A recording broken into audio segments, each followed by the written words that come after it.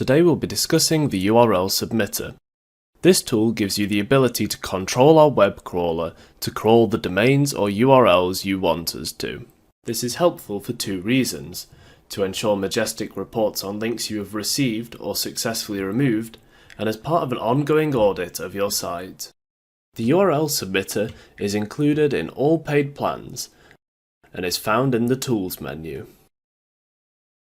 You can submit up to 1 million URLs using the file upload function.